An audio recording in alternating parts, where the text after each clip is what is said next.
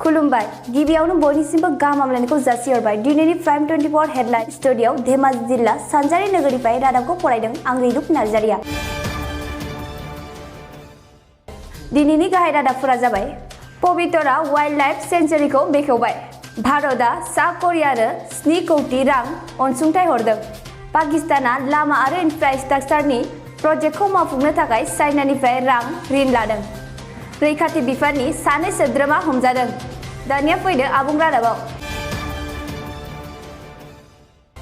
थांनाय 6 November खालारखालि पवितरा wild life सेंचुरीखौ दावबायारिफोरनि थाखाय बेखेवनानै होबाय।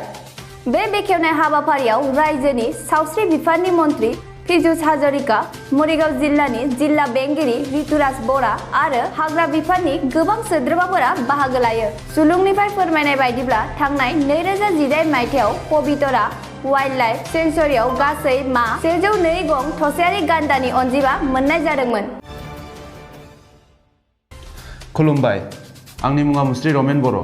निउक्लियार बमनि थाखाय मुंदांखा हादर सा करियायाव जानाय आदारनि थाखाय आंखाल जादों, जायनि थाखाय बे हादरनि आंखालखौ सुफुंनो थाखाय भारतआ राष्ट्रसंघनि खावलायनाय लेखा सा करियानो 7 कौटि रां अनसुंथाइ हरदों।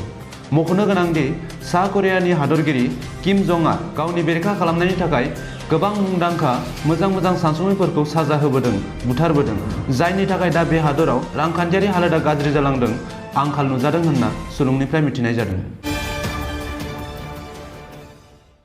थांनाय 5 नबेम्बर खालारखालि पाकिस्ताना लामा आरो इनफ्रास्ट्राक्चार मावथांखिनि थाखाय चाइना पाकिस्तान इकनमिक करिडरनि गेजेरजों चाइनानिफ्राय 9 मिलियन USD ऋण लानाय जादों आरो मोनसे मेलनि गेजेरजों जइन्ट क'अपारेशन कमिटि आरो चाइना पाकिस्तान इकनमिक करिडरनि मोन्नैबो हानजा माखासे गोरोबथायनि गेजेरजों सावस्रि आरो फालांगि जौगानायनि फारसे जथायै हाबाफारिखौ मावलांगोन होनना फोरमायदों।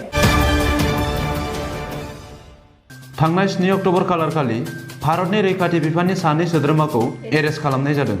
सुलुङाव फोरमायनाय बादिब्ला बे 2 सोद्रोमाया भारत सिमानि सोमोन्दै पाकिस्तान ISI नि सोद्रोमानो सिरि खौरां हरखोमादोंमोन। हमजानाय सासे सोद्रोमानि मुंखौ ओडिशानि बिचित्र बेहेरा होननानै मिथिनाय जादों। दिनैनि रादाबखौ एसेयावनो फोजोबनाय जाबाय।